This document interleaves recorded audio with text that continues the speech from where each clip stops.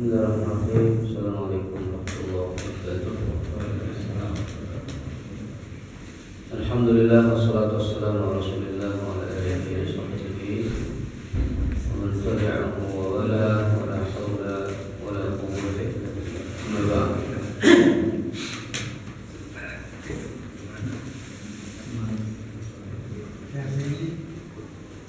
Jamaah dimuliakan Allah.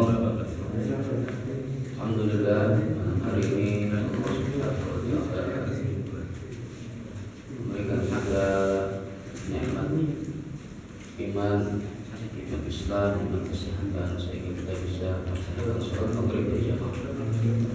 Salat dan salam disampaikan kepada Rasulullah Sallallahu Alaihi Wasallam beserta keluarga, sahabat dan pengikutnya yang istiqomah hingga akhir zaman. Baik,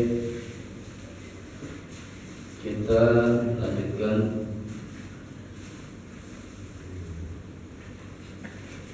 kajian fikih ibadah, masih berbicara tentang sholat, di mana sholat itu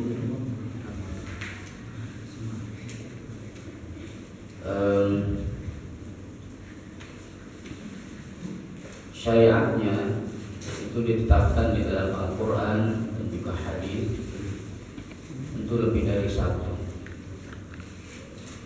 Di beberapa ayat misalnya Allah mengatakan Subhanallahi hina tumsuna wa hina tusbihun wa lahul hamdu bis samawati wal ardi wa 'ashiyyan wa hina tudhhirun. Ayat ini bicara tentang sholat 5 waktu. Itu butuh penafsiran. Jadi tidak, memang kalau dipahami dari ayat secara letter atau secara lafzi, secara lafaznya memang tidak menunjukkan 5 waktu ya, tapi ini butuh pemahaman yang mendalam. Ketika Allah mengatakan hina tumsun, ketika kalian di sore hari, itu maksudnya adalah sholat maghrib dan isya. Itu waktu al-masa, disebutnya al-masa, maghrib dan isya. Wa hina tusbihun, itu artinya pagi ya. Sholat subuh, sholat subuh. Wa 'ashiyyan, itu adalah sholat asar ya. Asy itu artinya di waktu senja ya. Sebelum atau di waktu sore hari, asyian, sholat asar. Wahid tuhurun, dan itu adalah sholat tuhur ya. Nah, jadi ketetapan bahwa sholat 5 waktu itu ada di dalam Al-Quran itu adalah jelas ya, dalam ayat ini. Jadi salah besar kalau misalnya sholat 5 waktu itu tidak ditetapkan di dalam Al-Quran. Sholat 5 waktu itu ada di dalam Al-Quran, surat Ar-Rum ayat 17 dan 18, bagaimana ditafsirkan oleh Abdullah ibn Abbas.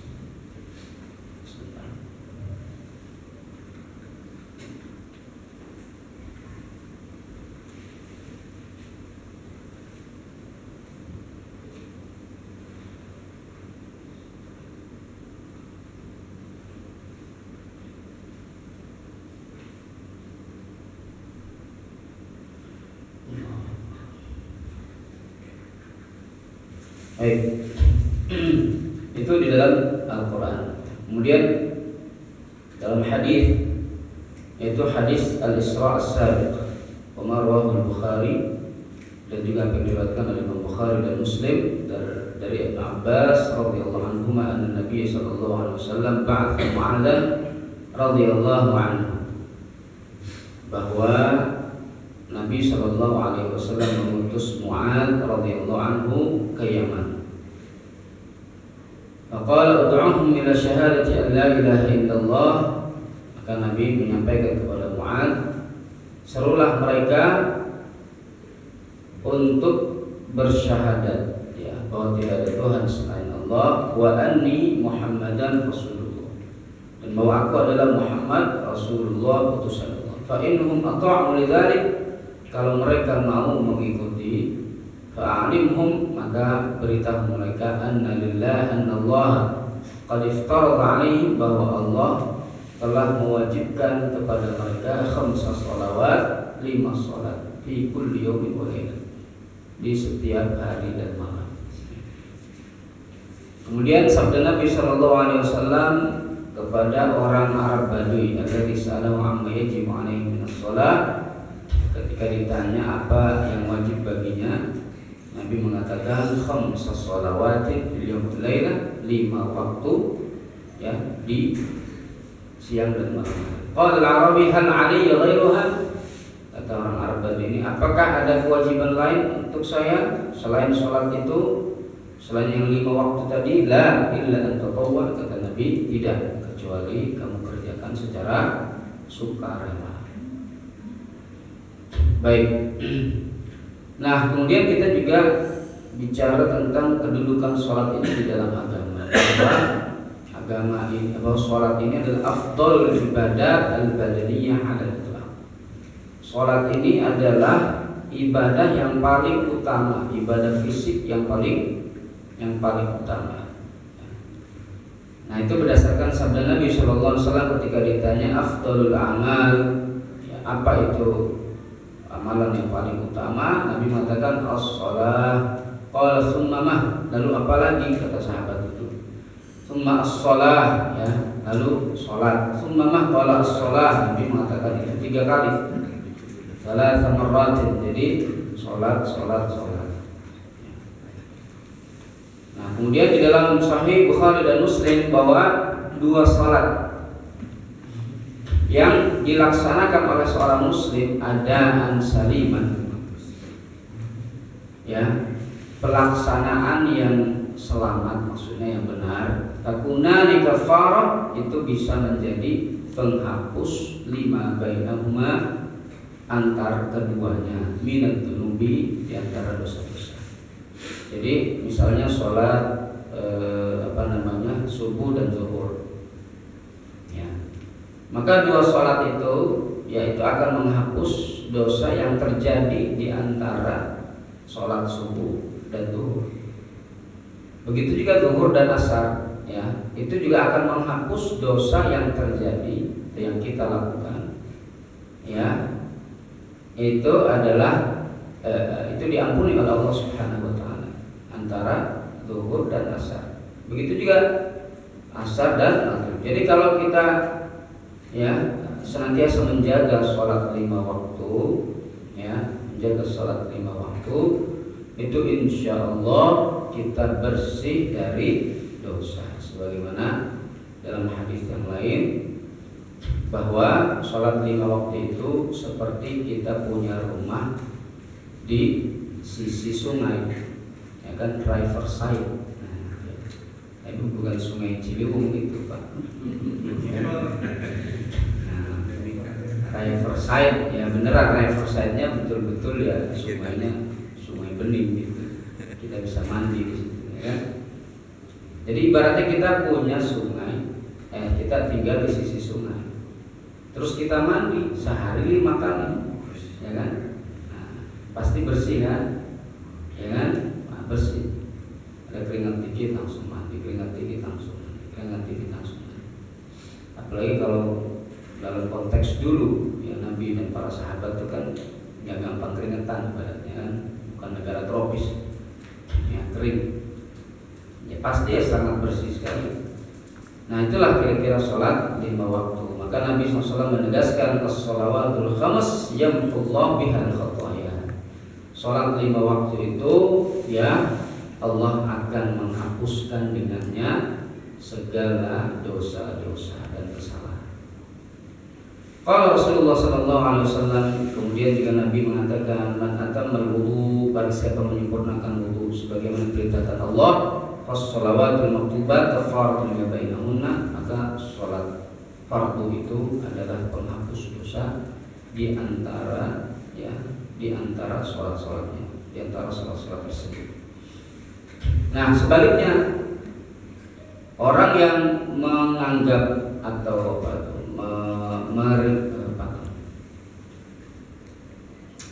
meringankan atau meremehkan, orang yang meremehkan kewajiban sholat, baik itu suka diulur-ulur ya, secara sengaja gitu, kecuali nggak sengaja ya, secara diulur-ulur sengaja gitu, takhiran autar kan ya, atau bahkan ditinggalkan, misalnya min sya'nihi an yu'addi bi sahbihi in huwa istamarra 'ala dzalik ila al-kufr.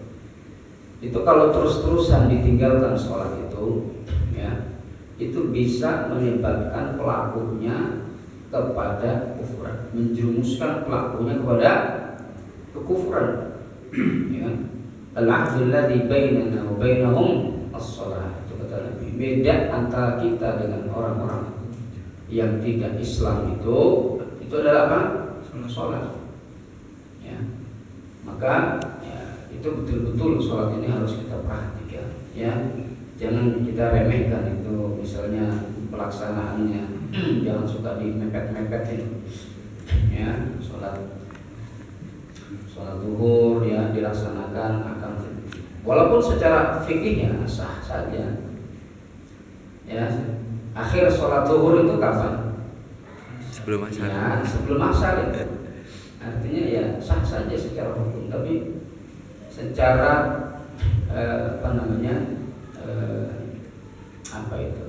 afdhaliyah, keutamaan ya, secara keimanan itu ya, itu mengakhirkan sholat itu ya sampai batas akhir waktunya, itu adalah tanda-tanda kemunafikan. Waliyadzubillah. Nah, sholat itu adalah al-ghidha'ul awal, itu makanan pertama lil iman. Makanan pertama untuk keimanan kita. Jadi sebagaimana kita butuh makan, fisik kita ini butuh makan, maka rohani kita juga butuh makan. Nah, jadi banyak orang kadang-kadang cuma memperhatikan perutnya saja, ya kan? Kebutuhan perut atau lambungnya. Padahal kebutuhan rohani itu, ya itu juga penting, sangat penting sih. Ya, makanya ya dalam Islam ada puasa Ramadan. Ya, itu untuk mengistirahatkan lambung, ya, ngasih makan apa? Kebutuhan rohani kita. Jadi fisiknya diistirahatkan dulu, terutama lambung, ya kan?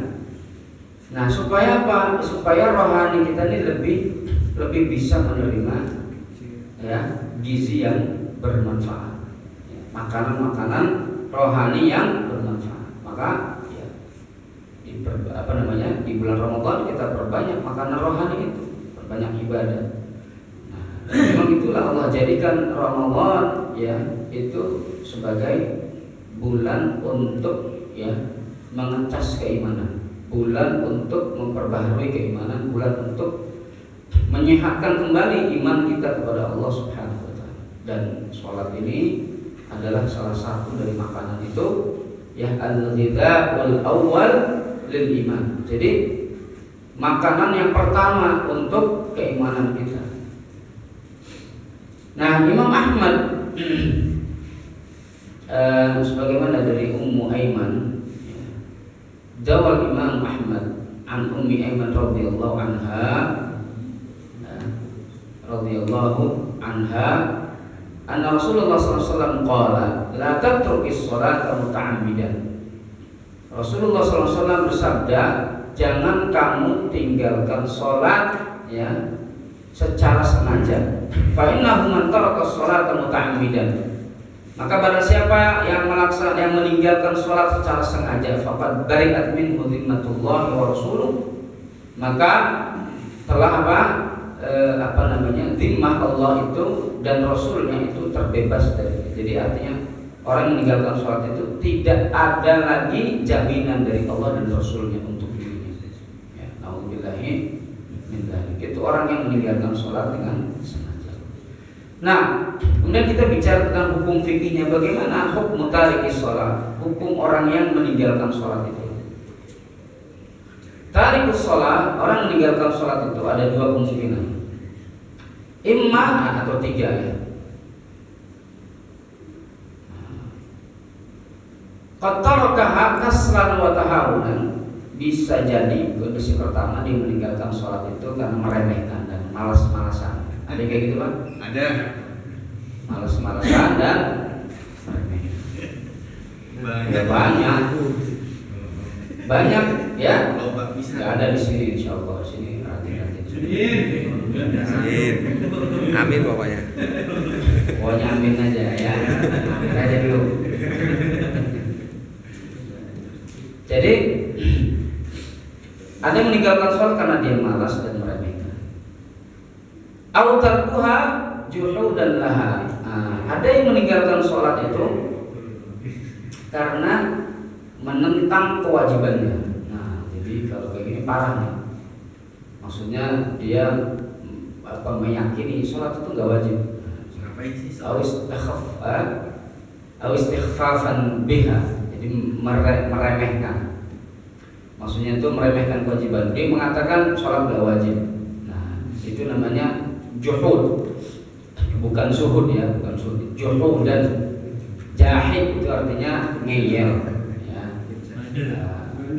Ya, itu menolak kewajiban sholat. Nah, di sini orang-orang liberal tuh biasanya ya. Nah, kalau orang yang meninggalkan sholat itu jahidan liwujubiha, kalau dia meninggalkan sholat itu karena dia mengingkari kewajiban sholat, au mustahzi'an biha, atau dia menghina kewajiban sholat, istihza, ya, fa innahu yakfuru bidzalika wa yartaddu an Islam, maka itu dihukumi sebagai orang kafir dan murtad dari Islam. Ya. Kalau diterapkan syariat Islam, maka pemerintah ya wajib untuk memerintahkannya bertaubat. Ya, cuma di kita ada kementerian apa tuh? Kementerian Agama? Ya enggak ada ya. Ada kewajiban sholat ya tidak tidak ditangani secara khusus. Ya. Hanya pemerintah ngurus ini aja, ru'yat al-hilal aja, urusan ini. Haji Sama haji ya. Ya nggak apa-apa, itu masih ada yang diurusnya. Walaupun ya bukan negara agama secara konstitusi ya. Tapi masih ada yang diurusnya, urusin haji sama Ramadan lah, hilal ya. Ramadannya hilalnya aja. Ya. Jadi kalau ya secara hukum itu pemerintah itu wajib untuk kalau pemerintah yang menerapkan syariat Islam wajib meminta dia taubat, meminta orang tadi itu untuk bertaubat. Fa in tabat, kalau dia mau taubat ya, wa aqamas shalah fadzaka, ya, kalau dia taubat lalu kemudian mendirikan salat, maka ya tentu tidak mendapatkan hukuman. Wa illa ya, wa illa kubira annahu murtad. Kalau dia enggak mau taubat, maka dia dihukumi sebagai murtad. Ya, murtad. Nah, itu tapi tidak sampai dibunuh. Tapi nanti ada pendapat yang lain. Nah, wala yajuzu ghusluhu, kalau dia mati, kalau dia meninggal itu enggak boleh dimandikan. Tidak boleh dimandikan, wala takfinuhu, tidak boleh dikafani. Wala shalah alaihi, tidak boleh disolatkan. Kama la yajuzu dafnu fi maqabiril muslimin, tidak boleh dikuburkan di pemakaman kaum muslimin. Li'annahu laysa minhum, karena dia bukan termasuk orang Islam.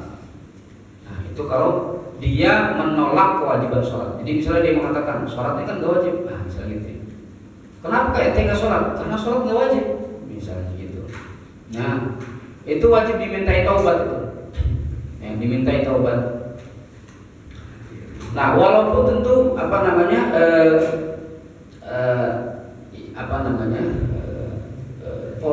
vonis yang dijatuhkan itu kan di sini oleh yang berwenang. Kalau di sini kan konteksnya fayajibu 'alal hakim. maka wajib bagi pemerintah. Al-hakim itu kan artinya pemerintah.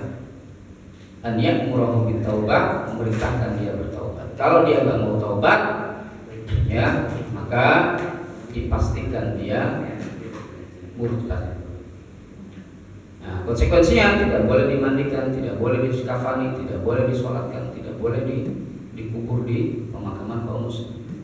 Nah, kalau yang kedua, amma intaraka hakaslan, kalau dia meninggalkan sholat itu malas, ya, bahwa yang itu wujubaha, tapi dia masih meyakini sholat itu wajib, cuma dia malas saja, malas nggak mau sholat, tapi dia tidak sampai meyakini sholat itu tidak wajib. Jadi tetap dia meyakini sholat itu wajib.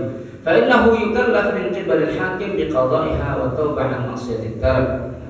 Tentu hakim pemerintah ini ya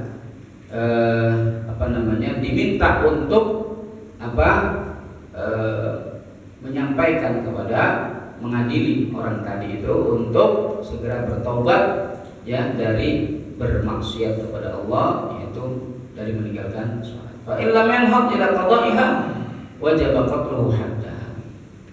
Nah, jadi di samping dia taubat itu disuruh qada. Disuruh mengqada. Mengqada apanya? Mengqada sholat ya yang ditinggalkannya itu, karena sholat itu kalau ditinggalkan itu harus diqada, Pak. Ya, jadi misalnya waktu mudanya itu malas-malasan sholat, udah tua taubat. Nah, itu ingat-ingat dulu berapa tahun dia nggak sholat, dia foto sholat dia foto. Nah, ya, jadi dia foto sholatnya. Segimana ya, bisa didobel-dobel lah di waktu sholat maghrib, dia sholatnya berapa kali lah gitu ya. Niatnya qadha ya. Wajib qatluhu haddan. Kalau dia nggak mau qadha itu orang tadi itu ya, nggak mau qadha nih. Ya, dia meninggalkan sholat karena malas, terus diminta taubat. Nggak mau taubat tapi nggak mau qadha. Ya, itu wajib qatluhu haddan. Menurut ulama Syafi'i itu wajib dibunuh secara had ya, menurut hudud. Ya, jadi bukan kufran ya, haddan. Jadi dia dihukum mati itu karena dia melakukan kesalahan atau dosa. Jadi bukan kufron, bukan karena dia murtad atau kufur. Ya. Nah, jadi karena dia melanggar batasan Allah. Nah, melanggar batasan Allah. Wa uqubatu haddan min hudud al-masyru'ah li kulli awsatil muslimin. Seperti hadnya ya orang yang berzina, misalnya zina muhsan itu zina orang yang sudah menikah, itu kan qutila haddan, dia dibunuh, bukan kufran. Artinya dibunuh atau dihukum mati itu ya karena dia melakukan perbuatan dosa, itu perbuatan zina karena dia sudah menikah ya. Nah, jadi itu bedanya ya. Dan qutila kalau dia murtad, kalau orang murtad itu kan qutila kufran ya kan. Ada orang murtad itu ya dia nggak mau masuk Islam, sudah diminta taubat, nggak mau balik lagi ke Islam, itu hukumnya dihukum mati, kemudian ya, dihukumi secara kufur, tidak kufur, bukan haddan. Kalau ini haddan ya, karena dia melanggar batasan Allah. Wa uqubatu ala tarkihi fardhah yuqatalu 'alaiha. Ya. Wa uquba ala tarkihi fardhatun yuqatalu 'alaihi walakinahu yu'tabaru musliman ba'da qablihi wa ya'malu fi tajhiz wa daf'i mirath ma'al muslimin minhu. Jadi karena dia tetap dihukumi sebagai muslim walaupun misalnya dihukum mati ya. Nah, itu apa? Dia tetap diperlakukan sebagai seorang muslim ketika setelah dihukum mati itu ya dimandikan, dikafani, kemudian dikubur di pemakaman kaum muslimin ya. Kemudian hak warisnya atau harta warisnya itu dibagikan seperti biasa menurut hukum Islam ya. Nah, itu menurut para ulama ya. Jadi sekali lagi, kalau yang pertama tadi itu dihukumi sebagai murtad, kalau dia menganggap sholat itu tidak wajib ya, diminta taubat nggak mau taubat ya, tetap kekeh, nah, maka dihukumi sebagai murtad. Kalau murtad itu konsekuensinya dihukum mati, kan gitu ya, dihukum mati. Nah, ketika dia sudah mati itu tidak boleh dikubur di pemakaman kaum muslimin dan hal-hal lainnya. Nah, kalau yang kedua tadi, kalau malas itu tidak sampai menyebabkan dia keluar dari Islam. Pertama diminta taubat dulu dan diminta untuk mengqadhanya, ya. Kalau dia tidak mau qadha, tidak mau taubat, nah itu bisa dihukum mati secara had, ya. Ini menurut ulama, terutama ulama Syafi'i. Hadits riwayat Bukhari dan Muslim dari Ibnu Umar radhiyallahu anhu, anna Rasulullah sallallahu alaihi wasallam qala umirtu an uqatila an-nas hatta yashhadu an la ilaha illallah wa anna Muhammadar Rasulullah wa yuqimus shalah wa yutuz zakat. Jadi itu kesimpulannya diambil dari hadis Nabi sallallahu alaihi wasallam yang menyatakan bahwa aku diperintahkan untuk memerangi iman manusia sampai mereka bersyahadat bahwa tidak ada Tuhan selain Allah dan Muhammad adalah utusan Allah, dan mereka mendirikan sholat, wa yutuz zakat, dan menunaikan zakat. Nah, artinya apa itu? Nah, itu kan orang yang menolak wajib zakat, wajibnya sholat itu harus diperangi. Dulu di zaman Abu Bakar ada orang-orang yang menolak kewajiban zakat. Jadi mereka meyakini bahwa zakat itu cuma wajib di zaman Rasulullah. Sepeninggal Rasulullah tidak wajib lagi. Itu diperangi oleh Abu Bakar. Diperangi betul, mesti dia angkat senjata Abu Bakar. Abu Bakar angkat senjata. Ijtihadnya Abu Bakar menyimpulkan dari hadis ini. Lalu sempat berdebat dengan Umar bin Khattab, kenapa harus diperangi, kata Umar bin Khattab, karena Nabi mengatakan dalam hadis ini, umirtu an uqatilan nas, aku diperintahkan untuk merintahkan manusia hatta yasyhadu, sampai mereka bersyahadat tidak ada Tuhan selain Allah dan Muhammad utusan Allah, dan mendirikan salat, menunaikan zakat. Kalau mereka lakukan itu, fa idza fa'alu dzalika 'asamu minni dima'ahum wa amwalahum illa bihaqqil Islam. Mereka telah melindungi diri mereka dariku, darah-darah mereka, harta-harta mereka, illa bihaqqil Islam, kecuali dengan hakul Islam, dengan hak Islam, hisabun 'ala Allah Ta'ala, dan hisab mereka itu diserahkan kepada Allah. Nah, jadi dalil ini, hadis ini menyatakan bahwa orang yang berikrar syahadat, nah, kalau dia tidak mau mendirikan sholat, itu diperangi, yuqatal. Nah, tapi tidak kufur dia, tidak kufur. Jadi maksudnya adalah orang dia bersyahadat tapi tidak mau sholat karena tadi itu karena malas, itu diperangi. Walakin la yakfur, tapi tidak kufur kecuali dia mengingkari kewajiban sholat.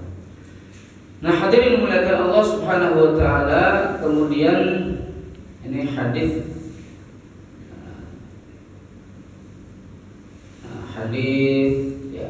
masih senada dengan yang sebelumnya.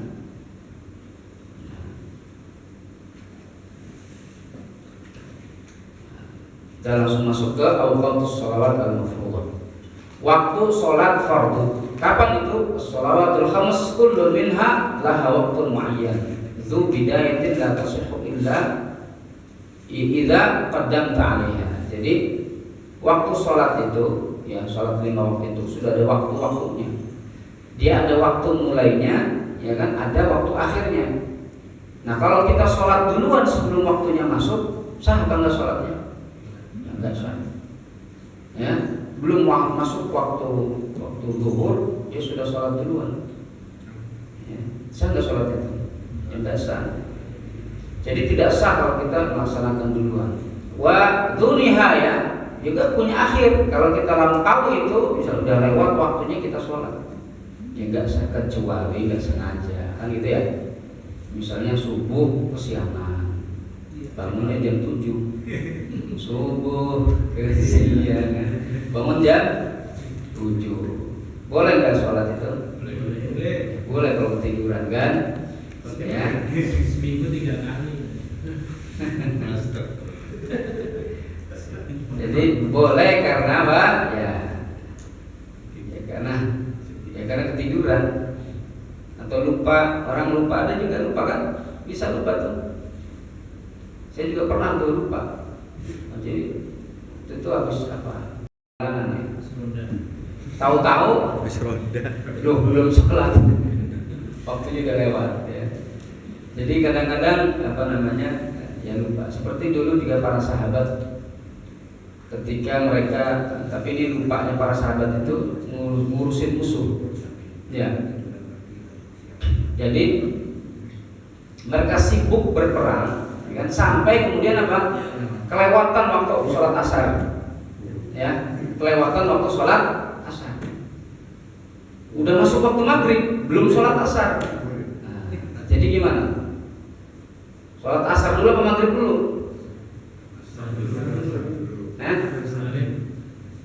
Sholat asar dulu. Kalau qada'ul fawaid itu mengqada' yang tertinggal, yang terlewat, yaitu berurutan. Kecuali kalau jamaah, ya jamaah takhir terutama tuh. Apakah waktu sholat, apakah sholat yang didahulukan itu adalah sholat yang yang punya waktunya, atau sholat yang sebelumnya? Misalnya zuhur, asar, jamaah takhir, sholat asar. Sholat zuhur dulu atau asar dulu? Hah? Asar dulu atau zuhur dulu? Ya ada dua pendapat. Ya, ada dua. Ada yang bilang asar dulu baru zuhur, karena kalau dalam mazhab Syafi'i itu asar dulu, waktunya dulu yang itu perlu dihormatin dulu, karena waktunya waktu asar. Ya kan, asar dulu baru kemudian zuhur. Ada yang mengatakan ya tetap berurutan, zuhur dulu baru asar. Nah, tapi kalau qada'ul fawaid itu meninggalkan yang terlewatkan, melaksanakan mengqada' yang terlewatkan itu mesti berurutan. Ya seperti para sahabat itu ya, yang melewatkan sholat asar itu sholat asar dulu baru kemudian maghrib. Kalau gini kalau subuh ya, kita dengar adzan subuh, tapi entah ya komat nggak tahu yang tiduran. Tahu jasa, kenapa teman-teman tujuh gimana itu?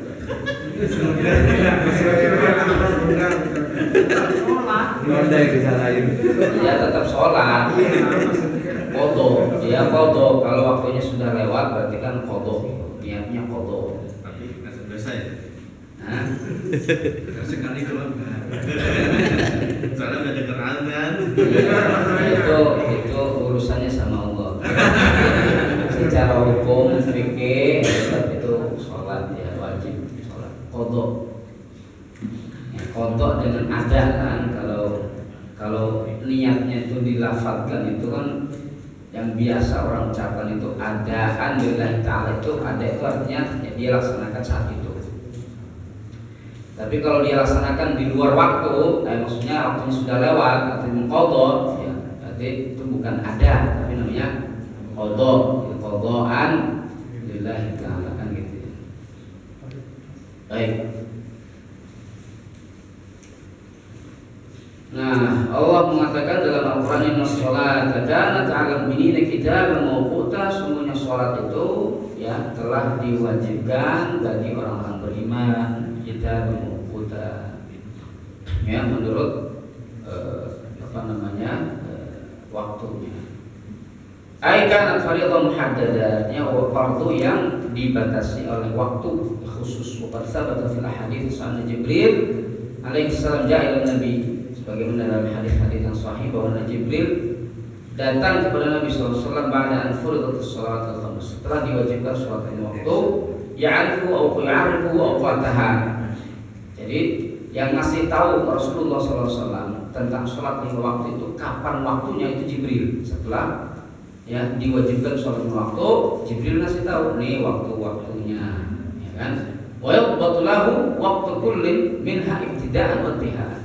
Jadi termasuk kapan mulainya, kapan akhirnya, itu Jibril yang ngasih tahu kepada Rasulullah Shallallahu Alaihi Wasallam. Ya, sebagaimana dalam hadis Sunan Abi Dawud di kitab sholat juga Ibnu Tirmidzi. Nah, dalam bayyana Rasulullah SAW dari muslim bil qauli wal fi'l, kemudian juga Nabi SAW menjelaskan itu dengan perkataan dan perbuatan. Ada hadis yang menghimpun ya waktu-waktu sholat 5 waktu ini dalam riwayat Muslim dan yang lainnya dari Ibnu Musa al-Asy'ari radhiyallahu anhu dari Nabi sallallahu alaihi wasallam, innahu atahu sa'ilun, bahwa Nabi didatangi oleh seorang penanya yang bertanya kepada Nabi sallallahu alaihi wasallam an mawaqitis salat, tentang waktu-waktu salat. Falam yarudda alaihi syai'an, Nabi belum atau tidak menjawab sesuatu pun ya, dari pertanyaan itu. Fi riwayat ukhra, dalam riwayat yang lain, asyhadu ya ma'na shalah.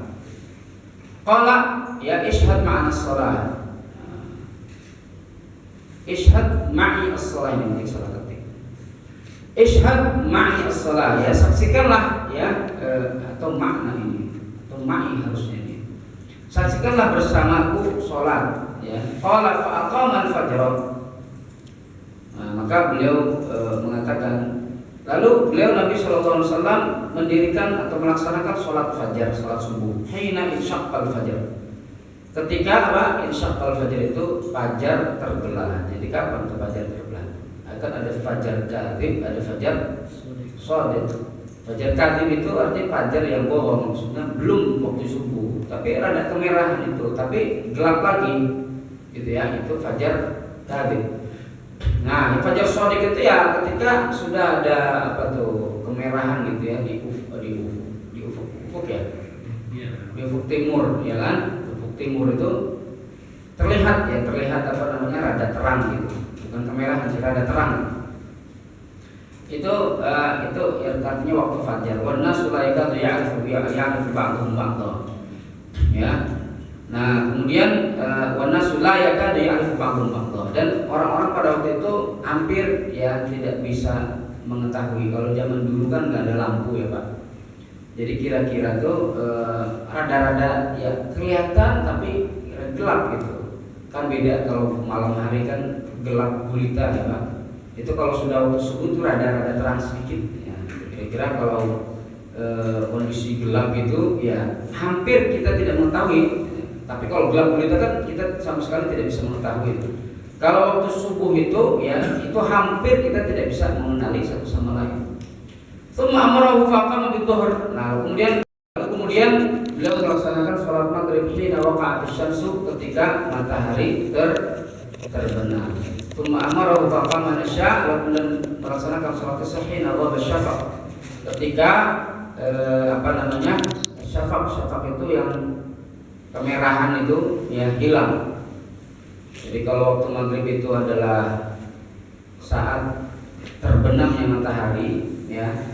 Terbenam matahari itu kan kelihatan merahnya, masih kelihatan ya, tapi sudah terbenam matahari itu masih maghrib. Nah, kalau kemerahan itu sampai hilang sama sekali, nah itu berarti masuk waktu isya ya. Kemerahan itu hilang, maka masuk waktu isya. Tsumma akhara al-fajr min al-ghadi hatta sarfa minha wal qalbu qad tala'at asy-syams aw kadat. Tsumma akhara al-fajr min al-ghad. Lalu kemudian beliau mengakhirkan salat subuh hatta syaraf atau kadat, thumma akhara dhuhr hatta kana qariban min waqti al-'asr bil ams. Nah, ini apa? Ini menjelaskan Nabi SAW menjelaskan akhir sholat subuh. Nah, jadi besoknya itu sholat subuhnya diakhirkan supaya menjelaskan ini akhir waktu sholat subuh. Ya, diakhirkan. Nah, jadi di akhirnya itu ya berarti sebelum terbit matahari. Itu akhir daripada sholat subuh. Nah, kalau terbit matahari berarti ya itu berarti subuh habis. Tsumma akhara dhuhr, kemudian di hari berikutnya ya diakhirkan salat zuhur hatta kana qariban min waqtil 'ashr. Ini untuk menjelaskan ya sampai mendekati waktu asar ya. Nah, tsumma akhara al-'ashr, asar kemudian diakhirkan sampai mendekati waktu marratis syams. Jadi akhir waktu asar itu ketika matahari ya sudah sangat memerah ya, artinya siap-siap untuk terbenam. Lalu maghrib diakhirkan ya hatta kana 'inda suqutis syafaq. Maghrib diakhirkan sampai waktu sampai kemerahan itu syafaq yang namanya. Itu hampir hilang ya. Tsumma akhara al-isya, lalu diakhirkan waktu isya hatta kana thulutsul lailil awal. Nah, ini akhir salat isya itu berarti di hadis ini ya, yaitu apa? Akhir sepertiga malam pertama. Nah, hatta kana thuluthul lailil awal thumma asbaha, lalu kemudian mulai waktu pagi itu subuh pada asar. Nah, jadi ada yang mengatakan ulama itu akhir waktu sholat isya itu ya sampai sebelum subuh. Tapi ada yang mengatakan ada ya akhir sholat isya itu ya sampai ya akhir sepertiga malam pertama. Ya, berarti jam berapa? Sepertiga malam pertama. Sekitar jam 1 ya. Nah itu ada pendapat ya yang menyatakan demikian. Nah, kemudian nanti kita akan bahas beberapa waktu yang utama, terutama kapan itu waktu subuh yang utama dilakukannya sholat ya. Waktu zuhur, waktu asar dan seterusnya. Ya. Allah bisawab. Ada pertanyaan? Silakan Pak. Mengenai hukum sholat kan sudah mutlak ya, tidak ada salah. Apa? Mengenai hukum sholat sudah Ya. mutlak ya, tidak ada salah. Mengapa Syiah itu masih menganggap mereka itu Islam? Iya. Ya mereka sholat nggak? Sholat, tidak ada sholat. Syiah. Kami bertanya saja. Iya Syiah itu kan ada macam-macamnya. Kalau dia ada yang sampai mengkafirkan para sahabat, ya itu jelas itu melanggar prinsip keimanan ya, dalam Islam, karena di antara prinsip iman dalam Ahlus Sunnah wal Jamaah itu adalah mengakui keutamaan para sahabat. Ya, siapapun sahabatnya, sahabat Nabi SAW. Ya. Nah, kalau Syiah kan tentu tidak mengakui keutamaan beberapa sahabat atau banyak sahabat, termasuk Abu Bakar, termasuk Umar, termasuk Utsman, ya kan? Nah, kecuali Ali. Kalau Ali bagi Syiah ya sangat diagungkan, termasuk Aisyah. Nah kalau itu ya kan ada macam-macam ya, Itsna Asyariyah terutama atau Imamiyah ya, itu yang melanggar prinsip-prinsip keimanan di dalam Islam ya. Maka ya ada yang Syiah itu lebih parah, mengakui ketuhanan Ali, itu jelas ya, keluar dari Islam. Nah yang mencaci maki para sahabat pun bisa dia bisa ya, keluar dari Islam atau tidak sesuai dengan iman Ahlus Sunnah wal Jamaah. Karena itu di antara prinsip ya di dalam Islam atau dalam keimanan itu adalah mengakui keutamaan para sahabat ya. Nah kalau yang ya Syiah yang biasa atau ya, ada disebut dengan Zaidiyah, tapi secara umum tidak ada ya. Allah alam, masih di negara-negara seperti di Yaman itu ya Houthi itu ya itu Syiah seperti Iran, dia dulunya Zaidiyah tapi dia ya seperti Iran ya, Syiah ya. Nah, ini menyalahi syariat Islam ya, bisa dikatakan sesat ya, dan wajib dia bertaubat ya kan? Wajib bertaubat karena menyalahi ijma' ulama. Allahu a'lam ya. Jadi aliran apapun intinya kalau dia mengingkari sholat 5 waktu ya dia keluar dari Islam. Mau Syiah, mau Ahmadiyah ya, dan lain sebagainya. Wallahu a'lam. Lagi Pak? Silakan. Masalah waktu sholat itu kan kalau kita di pabrik kan waktunya udah jamnya jam 18:05 kan itu. Kita nggak belum dengerin azan apa, tapi jam 18:05 langsung sholat gimana? Kan sekarang gantian. Iya jam 2. Jadi belum masuk waktu sholat. Iya waktu masuknya kan jamnya kan waktu sholat jam 18:05. Kita langsung sholat nggak dengerin azan dulu gitu. Artinya sudah masuk waktu sholat. Ya, maksudnya waktunya itu langsung sholat atau nggak dengerin azan itu gimana? Ya secara hukum ya sudah masuk waktu sholat ya, nggak apa-apa, itu sah ya. Sah, yaitu azan itu kan sunnah ya kan. azan tentu ya sunnah. Artinya kalau dia masuk waktu sholat ya Jadi sudah. jadwal doang, kalau waktunya kan kita kan kadang ikutin dia KP. Iya, iya. Ya itu nggak apa-apa. Nggak apa-apa itu. Nggak apa-apa. Ya, ya memang lebih utamanya, lebih afdolnya adalah ya dia dengarkan azan. Nah, kalau tidak buru-buru, ya kan? Kalau tidak, misalnya dia sedang shift, ya, kerjanya shift. Nggak dengar adzan. Nggak, maksudnya kan langsung Emang nggak dengar adzan, dulu Ustaz? gitu. Kan nggak dengar Oh, adzan. memang nggak dengar azan ya. Suara mesin semua isinya. Orang shift semua. Ya kan sekeliling itu kan ada kan mesin kan. Iya, ya, apalagi kalau nggak dengar azan. Emang buru-buru makan dia. Nggak kan sering-sering dilaksanain sampai kejadian kayak gitu tapi itu loh. Penting dimakan. Ya nggak apa-apa. Ya.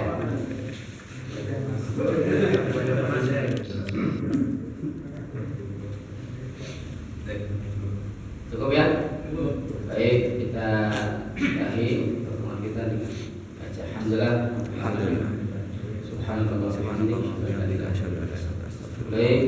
Assalamualaikum warahmatullahi wabarakatuh. Waalaikumsalam warahmatullahi wabarakatuh.